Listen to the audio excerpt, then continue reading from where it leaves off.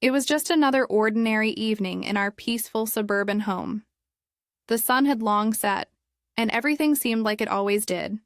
My husband was in the kitchen making his usual dinner attempt, which, let's be honest, usually ended in takeout. And our daughter Emma was upstairs doing her homework. The hum of normality surrounded us. Then, it happened. I was sitting in the living room, scrolling through my phone, when I heard the faintest whisper. "Mom, I'm scared. Please help. I'm not feeling right." At first, I thought it was nothing. Emma had gone through her fair share of childhood overreactions. What 10-year-old doesn't fear the dark or hear creaky floorboards? But this was different. There was something in her voice, something fragile. It wasn't the usual dramatics. It was raw, terrified. I stood up, walking toward the staircase, calling out, "Emma, are you okay?" There was no answer. Then I heard it again, more urgent this time. "Mom, please, help." My heart skipped a beat. I rushed up the stairs, my mind racing, already guessing what was wrong. Maybe she was feeling sick, or just needed comfort. But when I reached her door, there was no sound. I knocked softly. "Emma?" Then the door creaked open. She stood there, pale as a ghost, clutching something in her hands. Her little fingers were trembling so violently that the paper she was holding shook with them. Without a word, she handed me the note. My eyes scanned the handwriting, barely legible through the smeared ink, but it didn't matter. The words burned themselves into my mind. They drugged me. They want my inheritance. A cold shiver ran down my spine. This wasn't some wild fantasy. This was real. My brain scrambled to make sense of it. The note was so heavy with meaning. Confusion quickly gave way to something much more primal. "Where are you?" I demanded, voice thick with panic.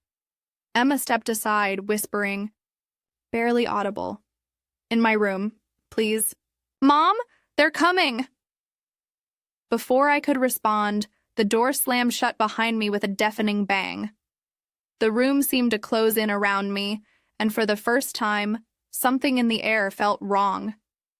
Dread thickened every breath I took. The silence that followed was suffocating. "Mom," her voice barely reached my ears. "They're coming." I knew then. My child, my precious Emma, was in danger, and I had to move, fast. I stood there for a moment, frozen in the doorway. The room seemed to blur around me, the familiar toys on the floor, the comforting smell of lavender from her pillow. Everything felt wrong, like the world had shifted in a single heartbeat. Emma's face was pale, eyes wide with fear. She clutched her arms tightly, as if holding herself together.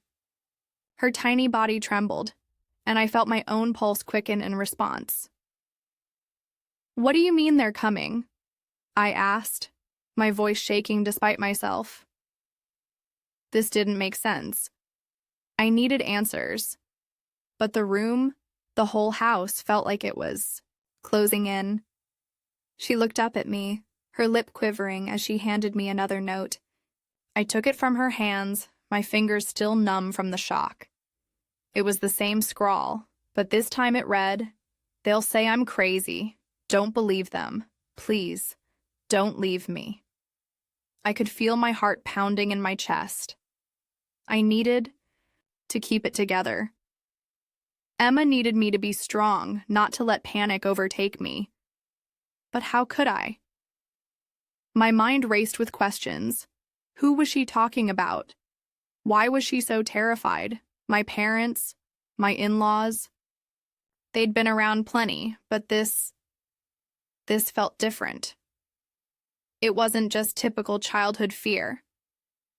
I knelt in front of her, trying to stay calm. Listen to me, sweetie. I'm going to protect you. Do you understand? She nodded silently, the tears already brimming in her eyes. I took a deep breath. This was no time for confusion. It was time to act. My protective instincts surged, overriding any logic. Whatever had been happening was beyond anything I'd expected. But I had to get to the bottom of it. And fast. I couldn't leave Emma alone, with whatever this was, this terrible, unsettling feeling that clung to the air. Without wasting another second, I grabbed her hand and pulled her toward the door, my mind already working through options. Maybe we could leave the house. But where would we go? Who could I trust? The only answer I knew was that we had to get out, to move quickly. The dread in her eyes told me that if we stayed even one more minute, things would only get worse. Come on, Emma, we're leaving now, I said, pulling her gently but urgently down the hallway. As we reached the front door, my phone buzzed in my pocket. I glanced at the screen, but I couldn't afford to get distracted. Whatever it was, I'd deal with it later. As I swung open the door, Emma pulled back, her voice a fragile whisper. Mom, I don't want to go outside. The fear in her eyes mirrored my own growing anxiety, but I couldn't let her see my uncertainty. We have to, honey, trust me. We'll be okay. But as I led her toward the car, the unsettling feeling in my gut deepened. We were being watched. I couldn't explain it, but I could feel it. Like shadows were lurking just behind us. My heart pounded in my ears as I rushed Emma into the car, all the while feeling that familiar weight of someone, or something, tracking our every move. Mom, I'm scared, she whispered, and I squeezed her hand. I know, but we're not alone. We'll make it through this. I promise. I pulled out of the driveway, heart racing, my hands clenched around the steering wheel. There was no turning back now. I had no idea where I was going, but I knew one thing for sure. I wasn't going to let anyone hurt my baby. Not on my watch. As I drove, the streets blurred by in a haze of streetlights and passing cars. My mind wasn't on the road, though. It was locked in the past, sifting through memories that now felt like warnings I should have listened to long ago. My parents. My in-laws. They were supposed to be the people I trusted most, the ones who would have my back if anything ever went wrong. But now, as I thought back to everything that had happened over the years, I realized I'd ignored the subtle shifts, the small moments of manipulation that had always been there, lurking beneath the surface. I remembered my childhood, growing up in a home where appearances mattered more than anything. My parents had a way of making everything seem perfect, but behind closed doors there was always a subtle, unspoken tension. My father was charismatic, charming even. He knew how to win people over. My mother, on the other hand, was colder. Detached. She demanded perfection, and her love came with strings attached.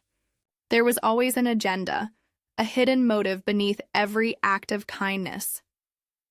I used to think it was just the way things were, that all families had their quirks. But looking back, I could see it now. My parents weren't just controlling, they were calculating. When I married Jack, things seemed to shift. My family's hold on me loosened, but only slightly. They never fully accepted him. He wasn't good enough for their daughter, or so they said. There were always little jabs, veiled insults about his background, his job, anything to make him feel inferior. Over time, I became accustomed to it. I buried the discomfort deep within myself, chalking it up to family dynamics. But it wasn't. Just Jack they didn't approve of. It was my choices. They expected me to follow their plans for my life, to give them control over decisions that were rightfully mine. And when Emma came into the picture, the stakes changed. I had tried to set boundaries after Emma was born. I wanted her to grow up with a sense of independence, to know her worth without the suffocating weight of expectations. But my parents pushed against that, subtly at first. The helpful gifts for Emma, clothes, toys, books, always came with strings attached. Little comments like, "We're just making sure she's prepared for the future." They'd say it with a smile, but I could feel the undertone, the pressure. Then came the money. When Emma turned 5, my parents started talking about her future. They began to focus on things like inheritance, property, and business ventures. They made me feel as though I should be grateful for their support, but it wasn't about love. It was about control. Over the years, there had been small incidents, offhand comments about how Emma would be better off living with them when she was older, or how they had special plans for her education. I brushed it off at first, thinking they were just doting grandparents. But I should have seen it. I should have realized the way they spoke about Emma wasn't out of affection. It was out of entitlement. Then, Jack's father got involved. He was more overt in his attempts to control everything. His financial investments, his expectations about what Emma should inherit, his subtle suggestions about how I should raise her, it all came crashing down one day when he made a comment that made my blood run cold. "She's going to be a gold mine when she's older," he'd said, his smile wide but his eyes cold. It wasn't a compliment. It was a warning, a threat. The worst part? I didn't listen. I ignored the red flags. I told myself it was just my overactive imagination, that they were family, they loved Emma, and they were just trying to help. I told myself that my instincts were wrong, but as I looked at Emma now, shaking in the car beside me, I realized how wrong I had been. I had let the people I trusted most in this world infiltrate my family, manipulate my child, and set her up to be used as a pawn in a game I wasn't even aware was being played. That's when it hit me. The crisis wasn't just happening now. It had been building for years. Each manipulation, each quiet step toward control, until I was standing at the edge of a cliff, holding my daughter in my arms and realizing we were about to fall. I couldn't go back and fix the past. But I could. Fight for Emma's future, whatever it took. As I drove, the night seemed to stretch on forever. I barely registered the route I was taking. I just needed to get away. Away from the house, away from the life I had known for years. And most of all, away from the danger I had just begun to realize was much bigger than I had imagined. When we finally arrived at the safe house, a small, quiet cabin I had rented out under the guise of a weekend getaway, I breathed a temporary sigh of relief.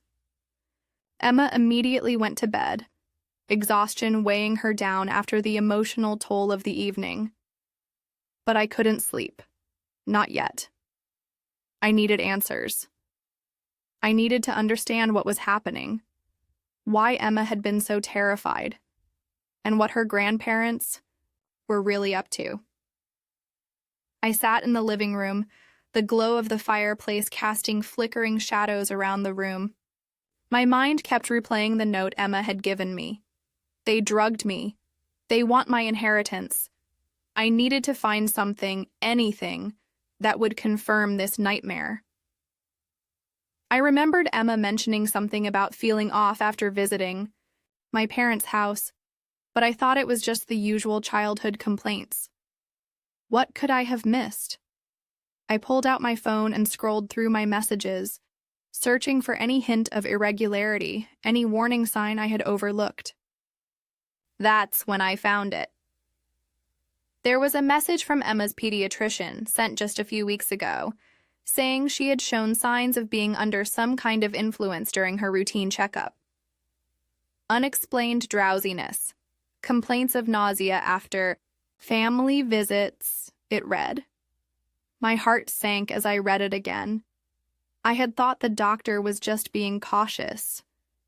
But now, I realized she had been seeing what I had missed. I immediately dialed the pediatrician's office, barely containing my panic, as I asked if they had any records or notes regarding Emma's condition. The receptionist assured me the doctor would call back soon, but I couldn't wait. I had to dig deeper. I remembered something that might help. My parents had kept meticulous records of their finances. They had always prided themselves on their organized approach to business. I had never paid much attention to their financial documents, assuming they were just business records. But what if they were hiding something? What if these documents held the key to everything? I raced to my laptop, logging into the shared drive I knew my parents used to store important files. As I sifted through pages and pages of financial reports, I found a series of documents that immediately caught my eye. It was a legal contract. The words inheritance, custody, and trust jumped off the page, and my heart began to pound in my chest. It was a trust agreement, one that, to my horror, had Emma listed as the beneficiary. But here's the kicker. The trust was set to be executed when she turned 18. Before she could even reach adulthood, the trust would grant full control of her inheritance to her grandparents, provided she was deemed unfit to manage it herself. I couldn't believe what I was seeing. But that wasn't all. There were more documents, proof of several large transfers of money from my parents to various accounts that seemed to lead back to shell companies and offshore accounts. There was no mistaking it now. My parents had planned to take Emma's inheritance one way or another. They had been systematically preparing to strip away her future, with the intention of using her for their own financial gain. I stared at the screen, feeling like the ground had been ripped out from beneath me. They had drugged her. They had been drugging my daughter to make sure she wouldn't resist, to keep her subdued long enough to manipulate her into a legal corner. And I had been blind to it all. Emma had known. She had known what they were trying to do, and she had tried to warn me in the only way she knew how, through that trembling note. But now there was no more room for doubt.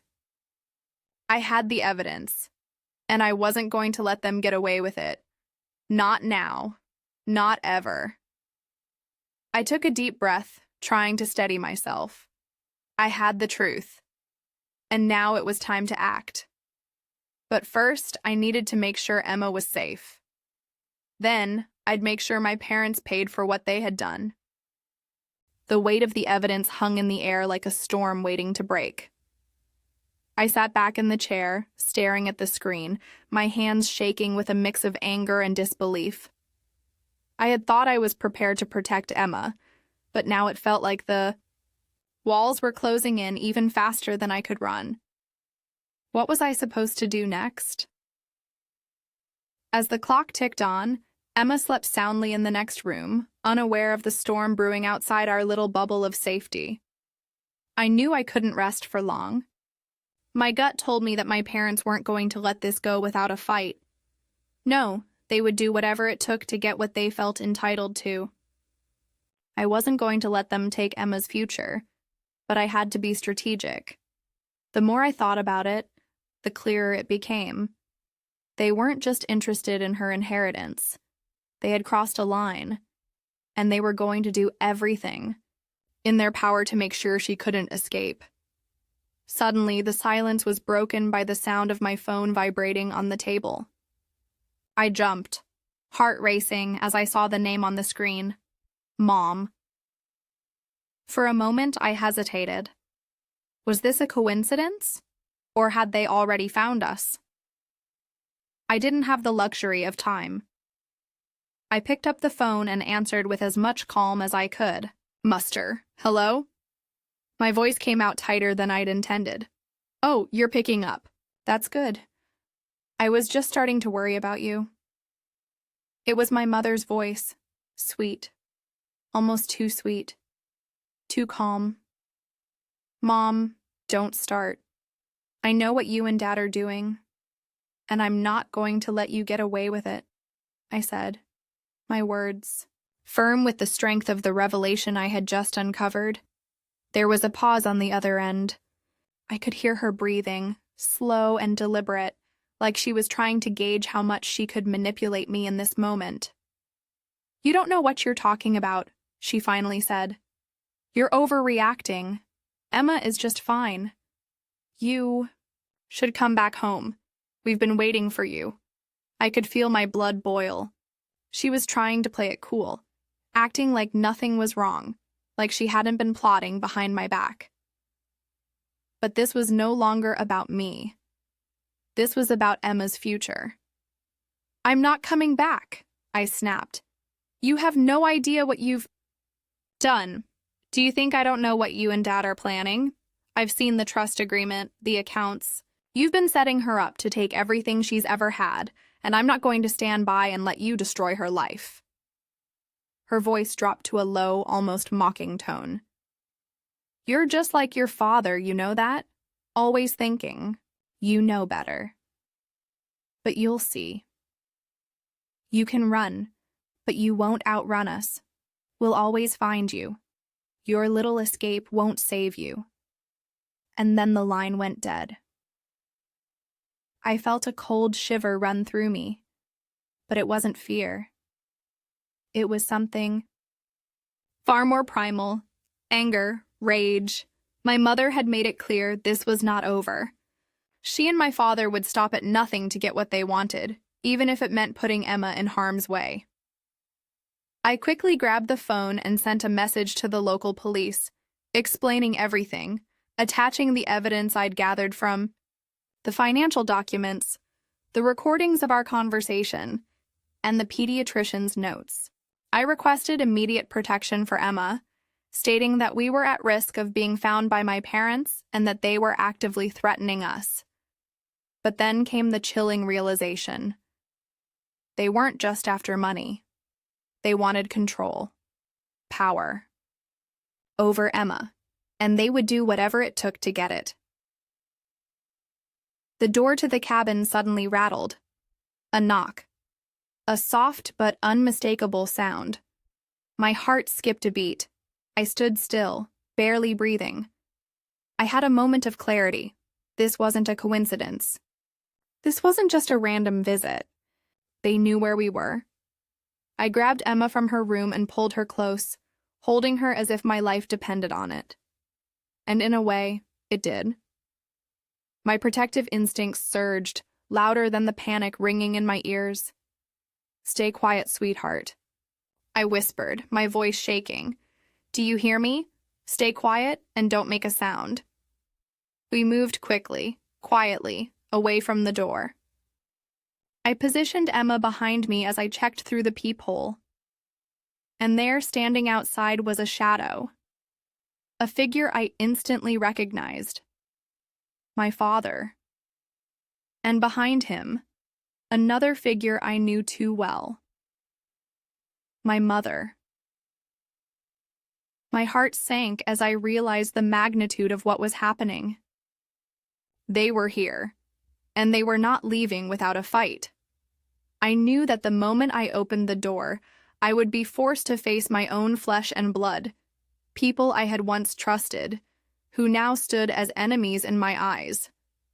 This wasn't just a battle over money anymore. It was a battle for Emma's safety, her future, and my right to protect her at any cost. And I would do whatever it took to keep her safe. The knock on the door came again, louder this time. My pulse thundered in my ears as I pressed my back against the wall, trying to steady my breath. I could feel Emma's little hands clutching my shirt, her body trembling in fear, just as mine was. I knew this was the moment. The line had been crossed, and I couldn't run anymore. We had to stay strong. But I wasn't alone in this fight anymore. I had the evidence, I had the support of the law, and most importantly, I had the resolve to protect Emma at all costs. I took a deep breath and in a voice that was more steady than I felt, I whispered, "Stay here, Emma. Lock the door behind you and don't come out unless I say so, okay?" She nodded silently, her wide eyes full of trust and fear. I hated myself for putting her through this, but I knew it was the only way. I stepped cautiously toward the door, trying to keep my steps as quiet as possible. Through the peephole, I could see both of them, my parents. Their faces were twisted with determination, no hint of remorse in their eyes. They had come here for one thing, to take what they felt entitled to. I didn't hesitate. The moment I saw them on the other side of that door, I turned back to grab my phone, hands shaking as I dialed the number for local law enforcement. "Woman, what is your emergency?" I struggled to keep my voice steady. "I'm in immediate danger. My parents have been attempting to manipulate and control my daughter's inheritance, and they've been drugging her to subdue her. They're here now, and they're threatening us. I need help, immediately." The dispatcher's voice was calm, but there was a clear urgency in it. "Please remain on the line. We've dispatched officers to your location. Can you stay safe and lock all doors and windows until they arrive?" "Yes," I managed, my voice barely above a whisper. "I'm securing the door now. They know we're here." I hung up the phone, my heart racing as I took a final glance at the door. I could hear my parents' voices on the other side, my father calling my name, demanding that I come out and talk to them. His tone was soft, insistent, like nothing had changed. Like this was still their house and I was still the daughter they could control. "Come on, sweetheart, don't be ridiculous," my mother's voice floated in through the thin walls. "We know what's best for you, just let us in, and we'll talk about everything. We can fix this." Fix it? They had done everything but. My mother was trying to weave her lies into a web of control, but I wasn't buying it. Not anymore. The pieces had fallen into place, and I knew what they were capable of. "I'm not coming back," I snapped. "You have no idea what you've done. Do you think I don't know what you and Dad are planning? I've seen the trust agreement, the accounts. You've been setting her up to take everything she's ever had, and I'm not going to stand by and let you destroy her life." Her voice dropped to a low, almost mocking tone. "You're just like your father. You know that? Always thinking, you know better. But you'll see. You can run, but you won't outrun us. We'll always find you. Your little escape won't save you." And then the line went dead. I felt a cold shiver run through me. But it wasn't fear. It was something far more primal, anger, rage. My mother had made it clear this was not over. She and my father would stop at nothing to get what they wanted, even if it meant putting Emma in harm's way. I quickly grabbed the phone and sent a message to the local police, explaining everything, attaching the evidence I'd gathered from the financial documents, the recordings of our conversation, and the pediatrician's notes. I requested immediate protection for Emma, stating that we were at risk of being found by my parents and that they were actively threatening us. But then came the chilling realization. They weren't just after money. They wanted control, power, over Emma, and they would do whatever it took to get it. The door to the cabin suddenly rattled. A knock. A soft but unmistakable sound. My heart skipped a beat. I stood still, barely breathing. I had a moment of clarity. This wasn't a coincidence. This wasn't just a random visit. They knew where we were. I grabbed Emma from her room and pulled her close, holding her as if my life depended on it. And in a way, it did. My protective instincts surged, louder than the panic ringing in my ears. "Stay quiet, sweetheart," I whispered, my voice shaking. "Do you hear me? Stay quiet and don't make a sound." We moved quietly away from the door. I positioned Emma behind me as I checked through the peephole. And there, standing outside, was a shadow, a figure I instantly recognized. My father. And behind him, another figure I knew too well. My mother. My heart sank as I realized the magnitude of what was happening. They were here, and they were not leaving without a fight. I knew that the moment I opened the door, I would be forced to face my own flesh and blood. People I had once trusted, who now stood as enemies in my eyes. This wasn't just a battle over money anymore. It was a battle for Emma's safety, her future, and my right to protect her at any cost, and I would do whatever it took to keep her safe. The sound of the door slamming shut behind the officers was a sound I hadn't realized I was waiting for. It felt final, like a chapter closing, but one that was far from over. As the officers moved in, they took my parents aside, leading them to the front porch where they were handcuffed. I couldn't bring myself to watch them being led away. My heart was heavy with a mixture of anger, sorrow, and disbelief. They hadn't expected this. They hadn't expected me to stand up to them. I paced back and forth in the living room, my mind spinning with everything that had happened. A part of me wanted to run after them, to scream at them for what they had done. But I knew better now. The system was in motion. They would face the consequences of their actions, and nothing would stop that. Not anymore. The officers returned shortly after, confirming that my parents had been arrested and were being charged with child abuse, financial manipulation, and illegal custody attempts. They had found the evidence, the financial documents I'd discovered, along with the medical records from Emma's pediatrician, the drugging, the manipulation, the way they had tried to gain control of Emma's life and her inheritance. It was all laid bare. There was no denying it now. The officer in charge spoke to me in a calm, reassuring voice. "We've secured the evidence. Your parents will be facing charges, and it looks like they'll be held for trial. We're also placing Emma under the protection of child services while the investigation continues." I nodded, barely able to process the weight of the situation. They had been arrested. Finally. And my daughter was safe. But then the gravity of it all hit me. The financial restitution. The restitution that Emma deserved for everything she had been put through. I had never imagined that my parents, the people who were supposed to protect her, would be the ones trying to steal her future from her.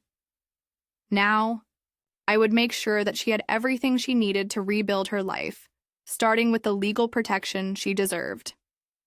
The officers briefed me on the steps moving forward.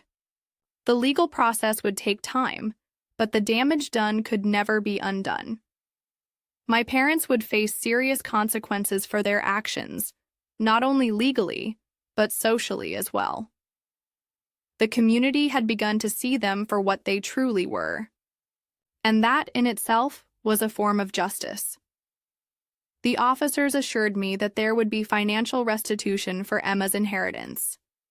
The trust that had been set up by my parents would be invalidated, and all assets would be returned to her, along with any other damages that could be recovered through legal channels. There would also be an investigation into their assets and accounts, ensuring they couldn't hide anything else they'd taken. That evening, I sat with Emma in the quiet of the cabin. The world outside seemed still, but I could feel the weight of everything lifting off my shoulders. The fear that had haunted me for so long was finally starting to fade. My protective instincts had been right. I had done the right thing. I had saved her. But there was something else, something deeper that I knew I had to confront. I would never forgive my parents for what they had tried to do to Emma. And yet, There was no time for hatred. The focus now was on Emma's recovery, her healing. The final blow to the twisted family dynamic had come, and I was still standing. More importantly, Emma was still standing. As I wrapped her in my arms, I whispered the words that had been burning on my heart all this time. "You're safe now. No one can ever hurt you again." But there was no time to dwell. The path ahead was one of healing, of rebuilding everything that had been shattered. For the first time, I felt like I could finally breathe, and that was all that mattered now.